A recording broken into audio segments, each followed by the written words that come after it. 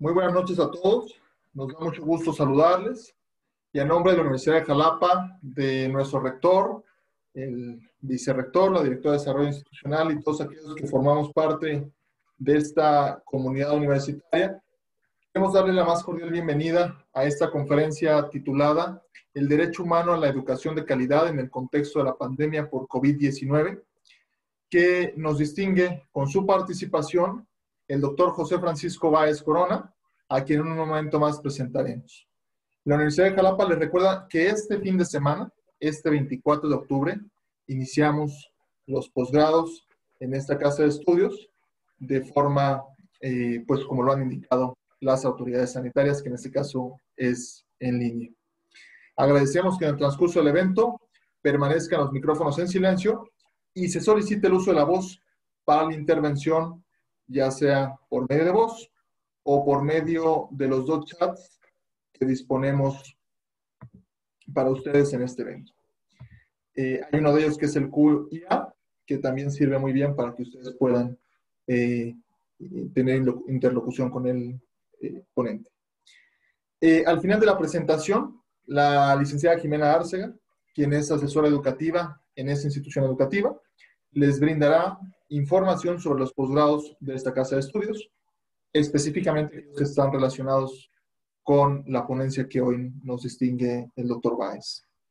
El doctor Francisco Báez Corona es licenciado en Derecho y en Pedagogía, es especialista y maestro en docencia universitaria, es doctor en Derecho Público, graduado con honores, y actualmente es investigador del Instituto Interdisciplinario, del Instituto de Investigaciones Jurídicas de la Universidad Veracruzana, y ha sido miembro del Sistema Nacional de Investigadores del CONACYT. Es autor y coordinador de diversas publicaciones periódicas y bibliográficas de circulación nacional y con certificación internacional como la revista Universos Jurídicos. Cuenta con participación en más de 70 trabajos publicados. Es titular del canal de YouTube El Derecho para Todos, con más de 100,000 reproducciones acumuladas. Su trabajo se enfoca en el estudio de los fenómenos que vinculan el derecho y la educación, y también es importante mencionar, es director de la revista Universita, que publica esta casa de estudios. Pues a continuación, sin un mayor preámbulo, damos una muy cordial bienvenida y agradecemos la distinción, doctor Báez, de que participe en este webinar. Muchas gracias. Muchas gracias, maestro Ros Velarde, por esta invitación y además esta oportunidad de poder dialogar y dar pues una pequeña muestra de los diversos temas que se abordan en los posgrados de la Universidad de Jalapa al público en general y a personas que además están interesadas en nuestra Universidad de Jalapa. El tema que hoy nos atañe, en función de los lineamientos que nos fueron proporcionados para la impartición de esta conferencia, es el derecho humano a la educación de calidad en el contexto de la pandemia por COVID-19. Esto es con un enfoque de derechos humanos. Vamos a partir del siguiente planteamiento. Bueno, como todos sabemos, a finales de 2019 se reportó por primera vez en Wuhan, China, el brote del nuevo coronavirus, posteriormente denominado como COVID-19. Esta variante de coronavirus, por ser altamente infeccioso, potencialmente letal hasta el 10% de casos confirmados en el caso de México, ha ocasionado por primera ocasión en la historia moderna medidas sin precedentes en cuanto al aislamiento social, en cuanto a la suspensión de algunas actividades, y ello desde luego ha trastocado el tema de los derechos humanos en diferentes aristas, en este caso en particular, en el tema de la educación. Por ello, bueno, nos preguntamos cuáles son los efectos que han tenido estas medidas en cuanto al goce del derecho humano a la educación de calidad, particularmente en el caso mexicano. Para hablar de este tema, vamos a tocar brevemente es el paradigma jurídico desde el cual lo vamos a abordar, y vale la pena hacer mención del tridimensionalismo jurídico. Es una teoría del brasileño Miguel Reale que se acuña alrededor de los años 60 del siglo anterior. pero que todavía hoy en día cobra una relevancia muy importante y que incluso en algunos espectros formativos es de avanzada, porque desafortunadamente seguimos teniendo una visión muy positivista del derecho y en particular de los derechos humanos, o bien neoconstitucionalista, que mezcla dos de estas esferas pero no las tres. Entonces el tridimensionalismo fundamentalmente nos postula que ante todo fenómeno jurídico debemos por lo menos tener conciencia de tres aspectos fundamentales. Estos son la norma, desde luego. Al hablar de derecho es esencial hablar de lo normativo, que es lo que nos marcaría el modelo positivista, pero también el aspecto axiológico o el valor, es decir, cuál es la razón de ser de esa norma, cuál es la utilidad de esa norma, cuál es la importancia social y el aporte de esta norma, y desde luego el aspecto del hecho social. Esto es un aporte que viene desde un modelo jurídico anglosajón y que para sistemas jurídicos como el nuestro y en temas como la educación, que vamos a ver a continuación, o los derechos humanos, cobra particular relevancia porque tendemos en nuestros sistemas jurídicos de tipo romanista a tener sistemas normativos muy bien elaborados en lo teórico, pero carentes de eficacia práctica. Entonces, toda problemática, además de analizarse desde el punto de vista de la norma, su justificación, que es lo valioso, debe además analizarse desde el punto de vista de los hechos, qué está ocurriendo en la realidad social, para poder entonces tener un panorama completo de esta problemática. Entonces, partiendo de este paradigma, de este modelo de intervención, vamos a desarrollar a continuación el tema, tocando, como decía, aspectos que tienen que ver con las normas de derecho humano a la educación, aspectos axiológicos del derecho humano a la educación, es decir, cuál es su aporte, su utilidad en el espectro del ser humano, y aspectos de los hechos que particularmente tienen que ver con este contexto de la pandemia, qué acciones se han tomado y qué acciones estarían pendientes por tomar o podrían mejorar la situación. Entonces, bueno, partiendo del tema jurídico, yo creo que para todos los presentes al ser personas universitarias interesadas en el tema, es conocido que la educación es un derecho humano plenamente reconocido en el espectro universal, ¿no? No siempre ha sido así, pero al menos desde principios del siglo XX, es decir, desde el temprano 1900, con la revolución de los derechos sociales, se empieza a plantear la educación como uno de los derechos fundamentales del ser humano, ¿no? Previamente sabemos que había en la educación un privilegio de castas o un privilegio de clases sociales. Todavía a mediados del siglo pasado o a inicios del siglo XX, algunas problemáticas en cuanto al acceso a la educación o educación diferenciada respecto de varones y mujeres, el tema de las escuelas mixtas, etc. Sin exceptuar esta evolución, pues ya desde hace una larga trayectoria, hablamos de por lo menos 70 años, es un derecho ya plenamente reconocido en el orden universal. Algunos de los instrumentos jurídicos que lo respaldan es la Declaración Universal de los Derechos Humanos, ahí están proyectándose en su artículo 26, entre otras cosas, señala, por ejemplo, estos principios que también están retomados en nuestro artículo 3º constitucional. Toda persona tiene derecho a la educación, que esta debe ser gratuita, y un aspecto muy importante, la educación tendrá por objeto el pleno desarrollo de la personalidad humana, el fortalecimiento y respeto a los derechos humanos y a las libertades fundamentales.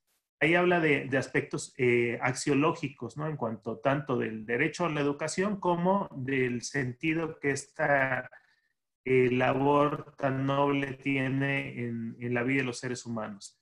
Por ejemplo, favorecer la comprensión, la tolerancia y la amistad entre las naciones, entre los diversos grupos étnicos, entre otras. Posteriormente, el derecho a la educación desde luego ha ido evolucionando. Basta con ver el caso mexicano, donde seguramente varios de nosotros crecimos entendiendo que la educación obligatoria era la primaria y la secundaria. Posteriormente, con una reforma que se da a inicios del año 2000, se hace obligatorio el preescolar. Y ahora también recientemente se ha hecho obligatoria el bachillerato, ¿no? Entonces, es un derecho que todavía está en evolución.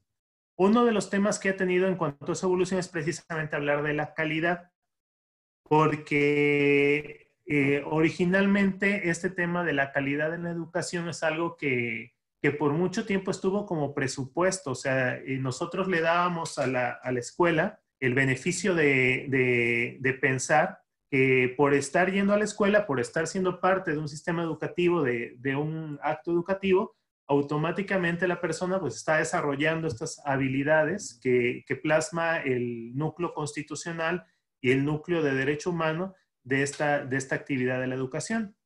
Sin embargo, ya desde finales del siglo pasado, se está hablando de 1990 más o menos, se empiezan a hacer pruebas internacionales y entonces detectan bueno, pues si bien hay países que, por ejemplo, tienen un alto índice de cobertura en materia educativa, los egresados de los diferentes niveles educativos no alcanzan las competencias elementales que debieran alcanzar después de haberlos cursado. Entonces ya no se empieza a hablar de la educación como mero esquema de cobertura, es decir, el derecho humano a la educación ya no se va a cumplir solamente con cursar un nivel educativo, porque les digo, la primera preocupación era dar acceso a las personas, o sea, que se cursara de manera universal. Y por eso este tema de la gratuidad, por ejemplo, de la obligatoriedad, que es lo que la mayoría de nosotros tenemos presente en cuanto a derecho humano a la educación. Pero, les digo, no es nada nuevo. Desde hace 20, 30 años se empieza a hablar además de la calidad en la educación. No basta con que el Estado la ofrezca de manera pública, gratuita, laica, sino que además debe ofertar esta educación con ciertas condiciones que garanticen su calidad. Y bueno, en este sentido, la UNESCO desde el año 2004, en un documento, propone un esquema de 4As, que es el esquema que permite determinar si un sistema educativo nacional cumple con el derecho a la calidad, ¿no? Ahí tenemos, bueno, creo que no se capturaron las 4, ahí están 3. Pero la primera es efectivamente asequibilidad o disponibilidad. Esto tiene que ver con lo básico que mencionamos al inicio, que la educación sea gratuita y obligatoria, es decir, que esté asequible en el sentido de disponible para todas las personas, que se trate de eliminar en materia de lo posible cargas y costes, dotar de apoyos a los infantes para que puedan cursar sus estudios en educación básica. Por esto, hasta cierto nivel educativo, como sabemos, pues el Estado tiene la obligación de proveer incluso de los recursos, de los libros. En teoría no debería haber cuotas escolares, ¿no? Aunque ese también es un tema a tratar sobre el aspecto jurídico de la educación, pero tiene que ver con este primer elemento de la educación, el derecho humano a la educación de calidad, la asequibilidad. El segundo elemento tiene que ver con la accesibilidad, que es otro tipo de disponibilidad, pero ya más centrada en aspectos de equidad, ¿no? Es decir, la educación debe ser asequible a todas las personas sin que medien aspectos sociales que pudieran permear, como por ejemplo por cuestión de raza, por cuestión étnica, por cuestión de sexo. Ya mencionaba que en algún momento, por ejemplo, es conocido en Estados Unidos, había escuelas para blancas y para personas de color, ¿no? De la misma manera es conocido en nuestro país, pues había escuelas solo para señoritas y escuelas y otra educación diferente para los varones, ¿no? Colegios de varones. Los que son de aquí de la ciudad de Jalapa, pues, ahí en la calle de Juárez, esquina Clavijero, todavía luce orgullosa una placa de Escuela Industrial para Señoritas, ¿no? Porque era el tipo de educación que se daba a las mujeres. Entonces, la accesibilidad tiene que ver con esto, con que sea disponible, pero sin discriminación para todas las personas. Tercer principio, la aceptabilidad, que precisamente es el que se refiere a la calidad, debe cumplir el proceso educativo con determinadas condiciones que garanticen que la persona efectivamente está desarrollando las competencias elementales que se requieren para ese sistema educativo. Y para eso, bueno, hay pruebas, hay que revisar los programas y planes de estudio, hay que cumplir con diferentes criterios también de calidad en la infraestructura, en el profesorado, etcétera, que más adelante vamos a tocar, en este caso, por cuestión del tiempo, para el tema específico de la educación virtual. Y la última que no salió en la diapositiva es la adaptabilidad, que bueno, precisamente un principio de la educación de calidad es adaptarse a todas las condiciones. Y en este sentido, por ejemplo, tenemos la educación multicultural que se ofrece en una lengua nativa y además en el español. Tenemos que ahora ya, por ejemplo, las escuelas son inclusivas para todos los niños, independientemente de las capacidades diversas que tengan, se debe adaptar el sistema educativo para todos ellos. Y precisamente en cuestión de la pandemia, un tema como el que ocurre, que es no poder acudir presencialmente a la escuela, pues deberíamos adaptar. De la misma manera, en México, el artículo 3 consagra este derecho a la educación. Si ustedes recuerdan, el año pasado se hizo una reforma para modificar ese tema de la evaluación educativa, volverla a ser opcional y cambiar el concepto de educación de calidad, que es el que se utiliza a nivel internacional, pero mantenerlo, porque por cuestión de progresividad no se puede quitar, pero mantenerlo con otro nombre, que es ahora ya educación de excelencia, ¿no? Digamos, como una meta todavía más importante. Bueno, ¿cuál es la relación entre calidad y evaluación? Hablando ya específicamente de educación de calidad, en estos rubros que mencionaba, pues es necesario, como decía, no solamente presuponer que existe, sino que debemos llevar a cabo procesos sistemáticos de revisión de los sistemas educativos. Y estos procesos sistemáticos de revisión de los sistemas educativos nos van a permitir garantizar saber que efectivamente estos sistemas educativos pues cumplen con los parámetros esenciales, ¿no?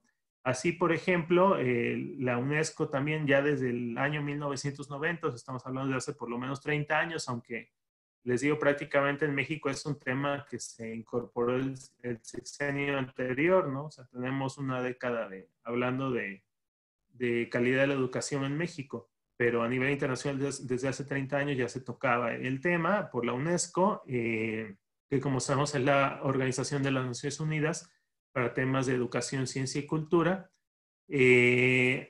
relacionando específicamente que, bueno, la educación básica debe debe ofrecer servicios de calidad y como vemos en el segundo punto, que para poder valorar sus resultados se debe medir sus efectos en los estudiantes. Estoy dándome cuenta que creo que no es la ASIS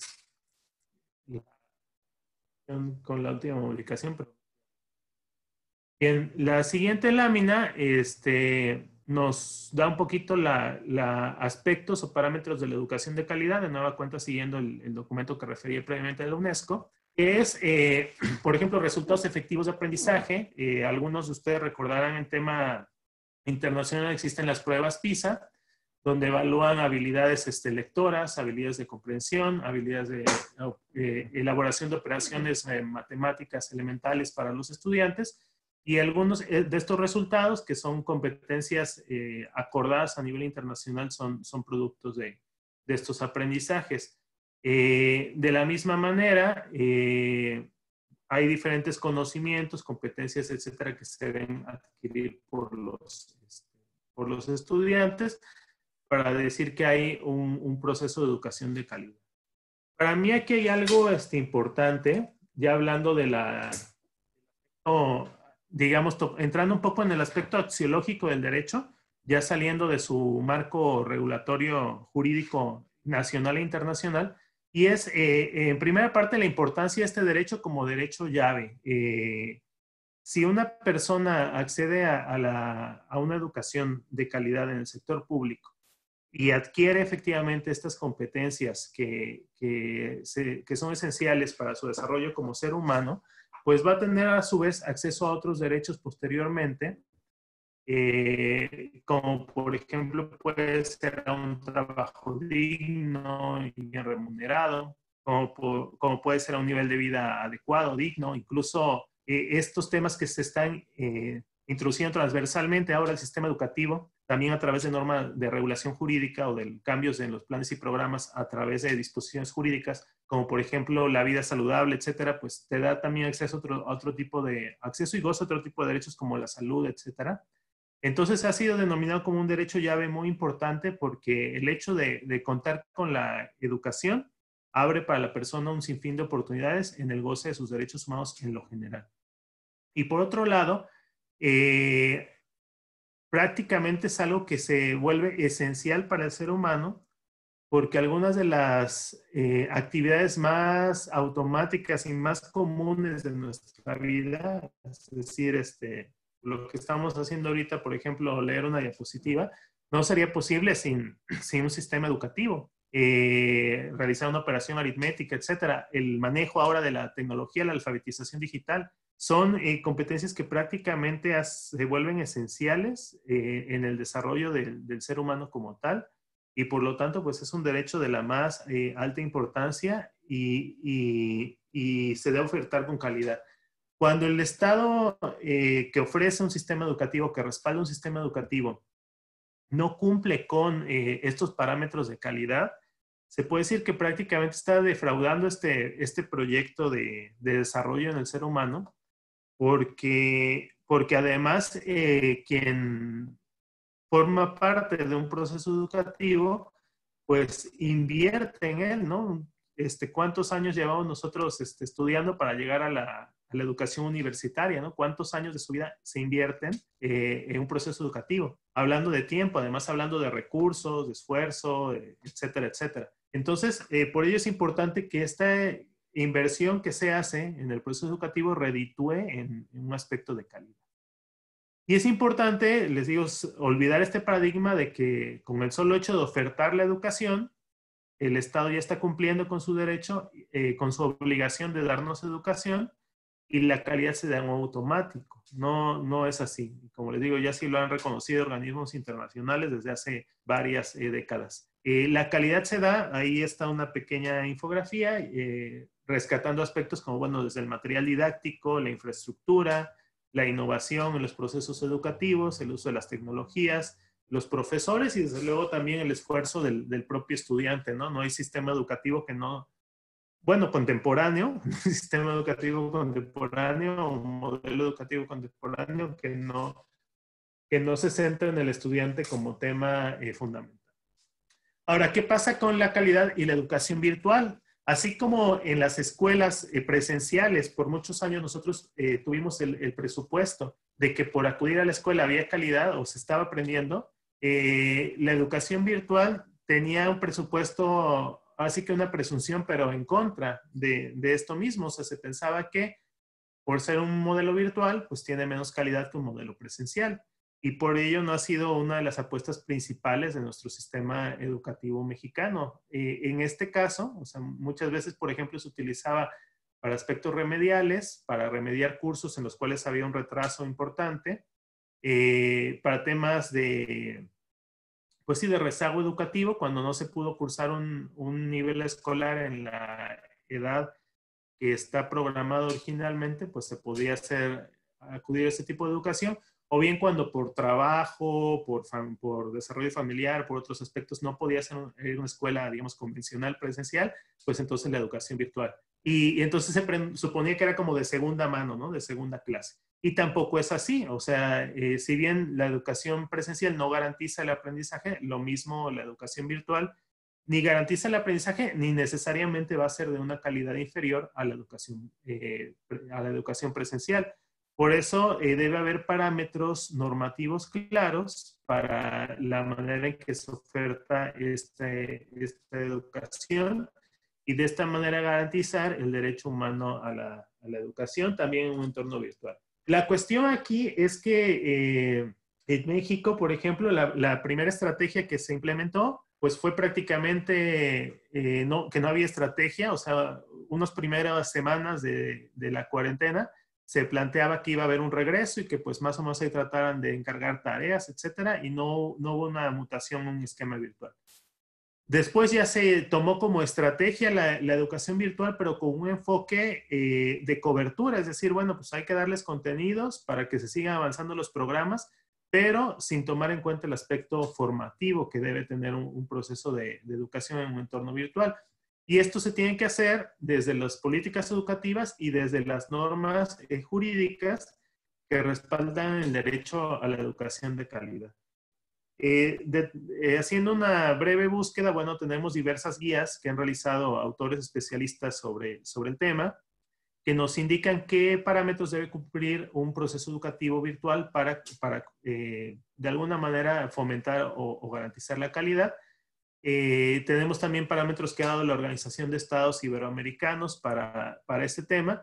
Y en el derecho comparado tenemos, por ejemplo, en España la norma UNE 66181, que es una norma de supervisión de portales educativos virtuales. Cuestiones que en México no tenemos. Es decir, nuestro sistema jurídico mexicano prácticamente no contempla o hasta el momento no ha contemplado plenamente aspectos normativos para regular y supervisar la calidad en los sectores educativos virtuales. Si bien antes era un problema de rezago educativo, o sea, era un problema que indicaba rezago educativo, por ejemplo, no tan fácilmente para el tema de las escuelas particulares, la Secretaría de Educación otorga un registro de validez oficial, conocido como el REVOE, para hacer estudios en línea, porque tampoco tiene un marco normativo adecuado para ello. Hoy en día, o sea, en este último año se ha hecho algo fundamental porque prácticamente todo el sistema educativo, tanto público como privado, está soportado en tecnologías virtuales. Entonces, la calidad de estos procesos educativos depende de la calidad de estos modelos educativos virtuales. ¿Y cómo el Estado los va a supervisar si no cuenta con este marco normativo adecuado para llevarlo a cabo, ¿no? Algunas de estas perspectivas de análisis que se integran en los documentos mencionados anteriormente y en la propia norma UNE que mencionaba en el derecho español, en la experiencia comparada es, digamos, uno de los productos más relevantes, es que, bueno, se puede supervisar desde el modelo pedagógico, que no puede ser el mismo para un entorno educativo presencial que para un entorno educativo virtual, la plataforma que tenga diferentes materiales, cómo interactúa el profesor, los procesos de retroalimentación, perdón, organismos de control y evaluación, el respeto a los derechos digitales cuando se utilizan en un repositorio o en una presentación, pues imágenes, videos, etcétera. Los aspectos que tienen que ver con la información de los participantes. Ha habido algunos casos respecto por ejemplo, la grabación de las clases o los padres que no están muy de acuerdo en que se abra la cámara de los estudiantes obligatoriamente, etcétera. Hay muchos casos al respecto. Diferentes metadatos que son indicadores electrónicos que permiten identificar rápidamente los materiales a través de búsquedas automáticas y los repositorios. Bueno, estos son algunos temas que, como no es pedagógico el principal tema de esta ponencia, no vamos a abundar en ellos, pero son muy relevantes para dar pie o para dar contenido a una norma de supervisión de los sistemas educativos virtuales. Entonces, como les decía, la situación en México, en primer lugar, era este rezago educativo que de por sí existía previo a la pandemia, es decir, no está México ubicado en uno de los primeros lugares en nivel educativo dentro de los países de la Organización de Estados Iberoamericanos, por ejemplo. En las pruebas PISA típicamente, pues nuestros estudiantes no alcanzan los niveles educativos elementales o no reflejan las competencias educativas elementales que se debieron adquirir. Y luego, después de esta pandemia por coronavirus, ya mencionaba ahí una actuación tardía y después desarticulada en un primer momento. Después el enfoque, la implementación de un plan. Sí es cierto, hay dos planes, dos versiones de este plan de Aprende en Casa, dado a cabo por la Secretaría de Educación, pero con un enfoque de cobertura, hacer llegar la educación a quien se pueda. Tan solo este esquema de los videos, pues es muy poco interactivo. O sea, es vaya, no hay oportunidad de que haya como preguntas, etcétera. Y luego los materiales, etcétera, también propician poca interacción y por ende, pues, presumiblemente poco desarrollo de las competencias. Y luego para los procesos virtuales, hay escasez de parámetros normativos claros para la educación en el entorno virtual. En primer lugar, si no se ofertaban o no se daban para un plantel educativo virtual registros de validez oficial para dar la educación en esas modalidades, pues entonces hoy en día todos los centros escolares que lo están dando en esta modalidad han tenido que actuar, obviamente en un marco legal porque se ha autorizado express, pero han tenido que actuar en un vacío legal porque no se han dado los lineamientos de, por ejemplo, en qué requisitos debe tener tu plataforma educativa para que cumpla con estos parámetros de calidad, ¿no? Y entonces, pues vaya, hay universidades que asumen el compromiso con seriedad y como es el caso de la Universidad de Jalapa, se ha contratado a especialistas nacionales para el desarrollo de una plataforma específica, interactiva, con todos estos parámetros de calidad, pero hay muchas instituciones educativas que a lo mejor a través del correo nada más o como el profesor se da a entender están ocupando estos parámetros. Y no hay, por ejemplo, bueno, si de por sí los supervisores de la Secretaría de Educación en entorno presencial trabajan con limitantes, pues en el entorno virtual podemos decir que prácticamente no están trabajando. Entonces hay una omisión del Estado en este sentido, de la supervisión de la calidad como parámetro de evaluación que mencionábamos en el entorno internacional, es un eje básico ahora del derecho a la educación.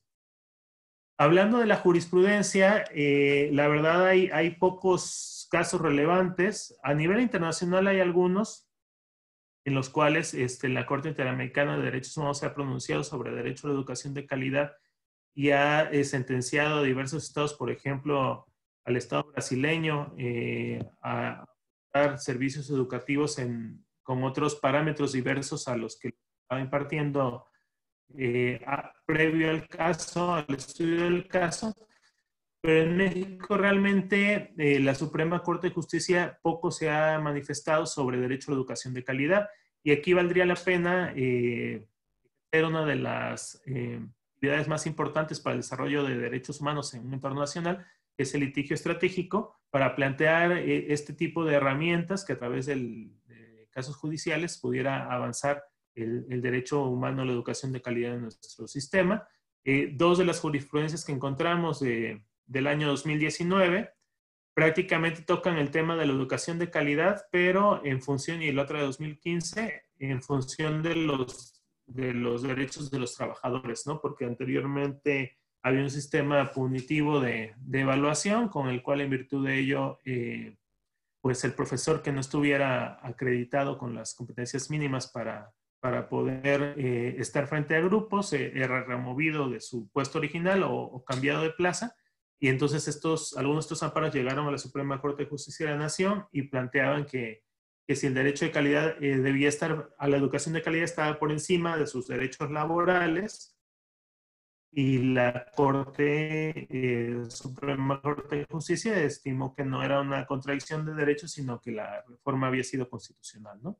Pero no está tocando el sustento del derecho a la educación de calidad, o sea, es decir, cómo lo está impartiendo las escuelas en relación a un tema de estudiantil, ¿no? Sino está tocando en relación a un tema laboral del profesor. Entonces, hay pocos casos judiciales relevantes en el sistema mexicano.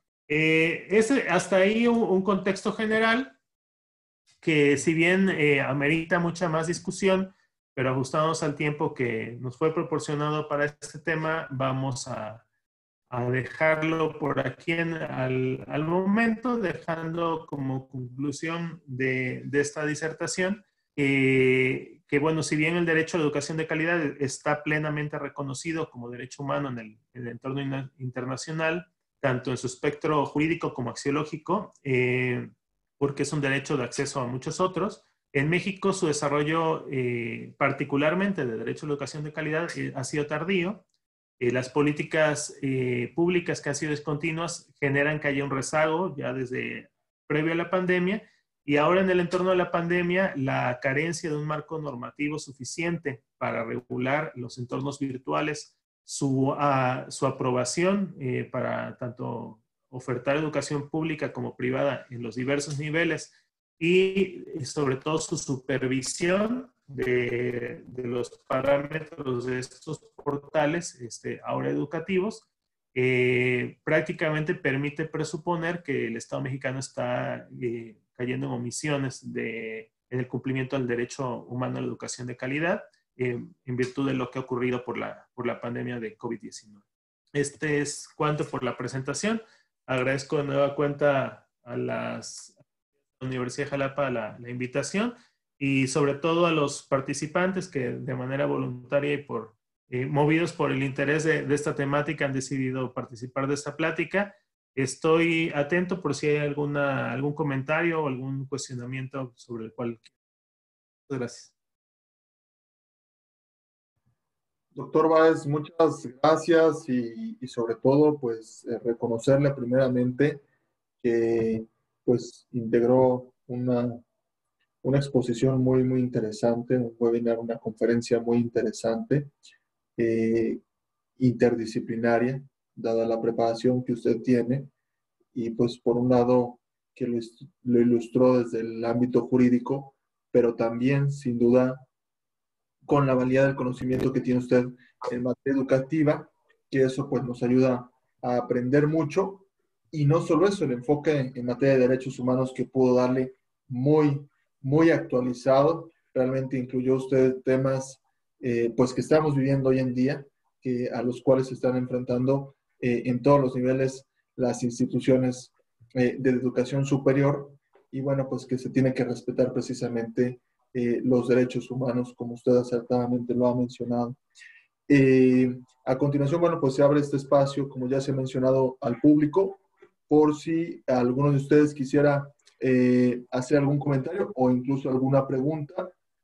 Por ahí ya también la maestra Ana Lilia Zulueta está escribiendo algo. No sé si quiere que yo lo lea, doctor, o usted lo lee. Pues aquí los tengo a la vista para mayor practicidad. Los puedo ir leyendo.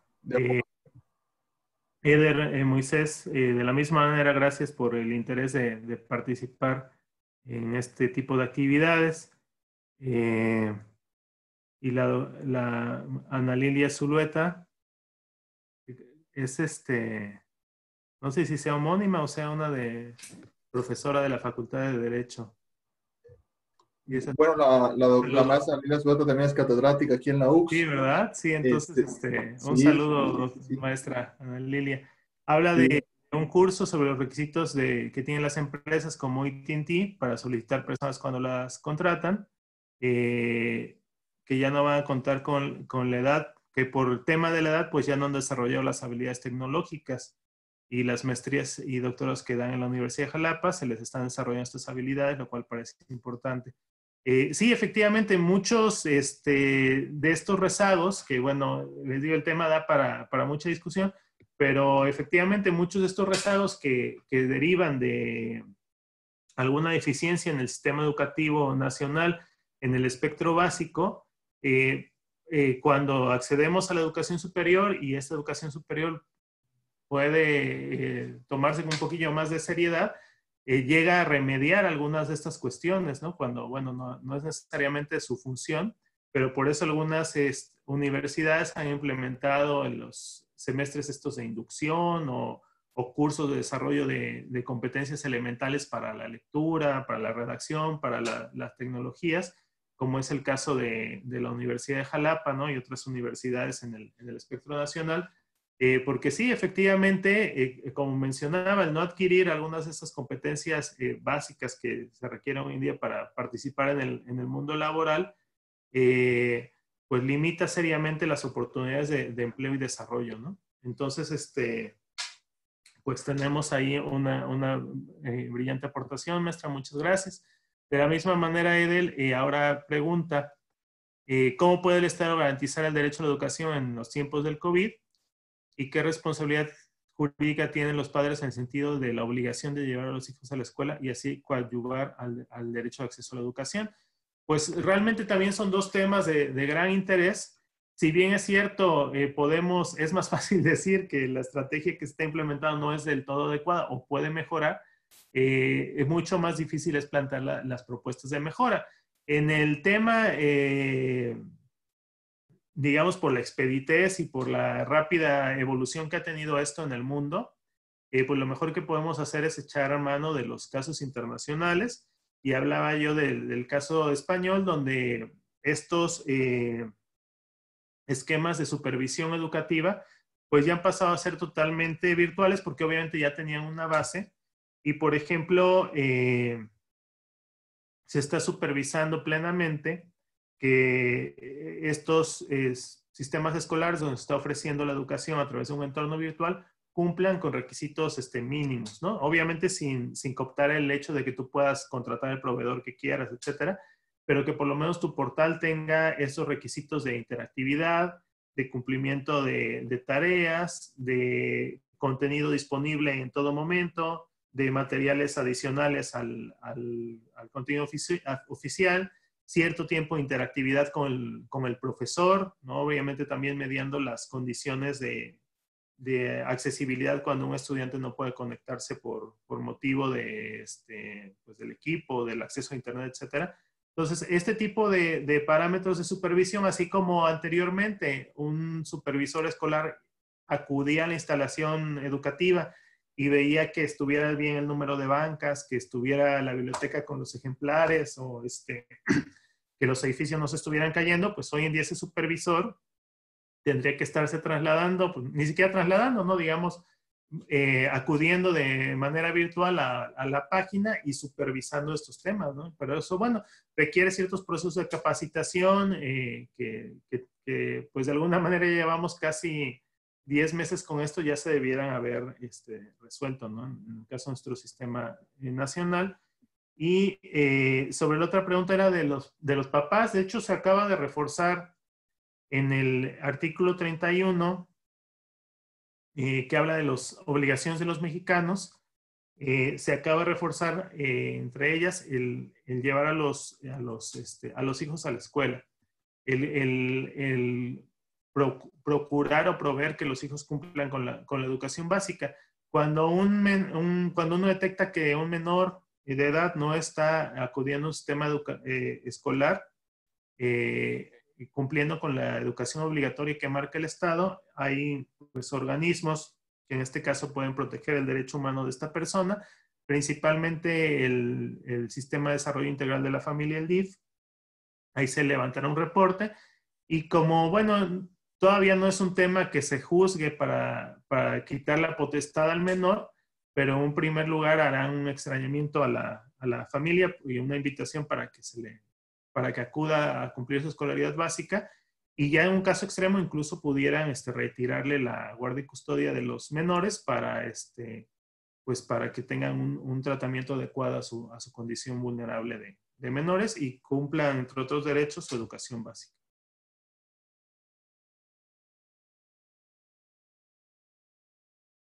Creo que son los cuestionarios muy importantes y muchas gracias por las observaciones de los compañeros participantes. Muchas gracias, doctor José Francisco Báez Corona. También por ahí nos dice el maestro Edel, perdón. Gracias, gran tema de interés. Muchas gracias, sin lugar a dudas, un tema de gran interés y polémico. Y pues nos agradece a todos, pues gracias a todos por su valiosa participación y por estar presentes. A continuación, doctor, si lo permite, va a participar la licenciada Jimena Árcega, quien brindará información de estos postulados que van a iniciar ya el fin de semana, doctor Báez. Y nuevamente, muchísimas gracias y muchas felicidades por su brillante web conference. Muchas gracias, doctor. Gracias. Hola, ¿qué tal? Buenas noches. Yo les voy a dar una pequeña información sobre los posgrados, es información general.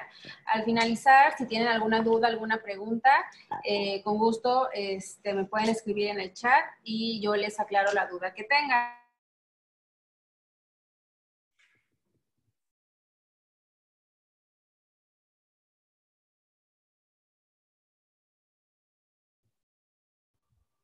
Se congeló un poquito la imagen, licenciada, pero si gustan, nada más permítanos un momentito y ahorita regresa la imagen. Ahí está. ¿Sí? Bien. Bueno, hoy en día nuestro país requiere de profesionales preparados para poder superar retos y deseos de trascender. Bien, porque, bueno, estudiar una maestría va a brindarte una oportunidad para poder desarrollarte en el ámbito laboral y poder incrementar tus ingresos. De igual forma, te va a ayudar a comprender los retos y oportunidades actuales y poder actualizar tus conocimientos. Y también te va a ayudar a conocer personas con intereses afines y poder aumentar la red de contactos haciendo lo que es el networking. Bien, ¿por qué estudiar un posgrado en la Universidad de Jalapa? Todos nuestros planes de maestría están diseñados para poder combinarlos con nuestras actividades laborales y académicas. La culminación de de cualquier maestría es menor a 2 años, son 20 meses y tiene un horario sabatino en un sistema cuatrimestral. Y todos nuestros docentes cuentan con experiencia en el área de la materia que imparten en cada maestría. Bien, también, bueno, hoy en día con la situación en la que estamos viviendo, estamos trabajando mediante una plataforma remota llamada Moodle, que es de la universidad, para poder desarrollar la materia y así poder tener contacto con el docente. Y contamos con diferentes formas de titulación. Una de ellas es el programa PET, PTE o PTP. Otra es Excelencia Académica, que es con promedio de 9.5. O puede ser también cursar un doctorado aquí en la universidad o en alguna otra escuela. Además de que nuestros costos de titulación son muy accesibles en comparación de otras universidades. Bien, nuestras maestrías comienzan este 24 de octubre. Como les comentaba, son únicamente clases sábados de 8 de la mañana a 4 de la tarde.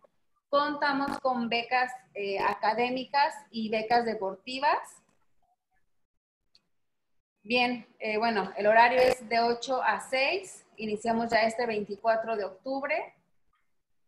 Y dentro de nuestra oferta académica contamos con 2 especialidades, contamos con 12 maestrías y con 5 doctorados. Hoy me toca, bueno, hablar de derechos humanos.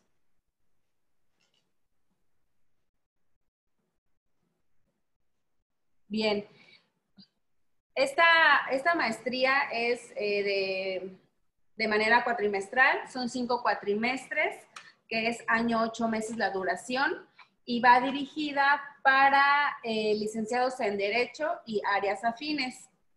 Bien, su objetivo es formar expertos capaces de interpretar y aplicar los elementos jurídicos y filosóficos de los derechos humanos. Bien, dentro de los requisitos para poder ingresar está lo que es un paquete de admisión que les incluye un seguro de estudiante y un curso de asertividad. Hay que entregar cierta documentación para realizar lo que es la inscripción. También hay que realizar una carta de exposición de motivos de el por qué quieren estudiar la maestría. Pasan a una entrevista académica con el maestro Diego, que es el director de posgrados. Y bueno, en caso de que no cumplan con el perfil, deberán presentar una constancia laboral para poder respaldar la maestría que en este caso quieran estudiar. Y también deberán presentar la documentación de beca para poder tener el descuento que les otorguen en el momento de su inscripción. Y bueno, pues eso sería todo de mi parte. No sé si tienen alguna duda. Yo los invito a que se inscriban con nosotros. Todavía tienen pues esta semana para que se puedan inscribir y ya el sábado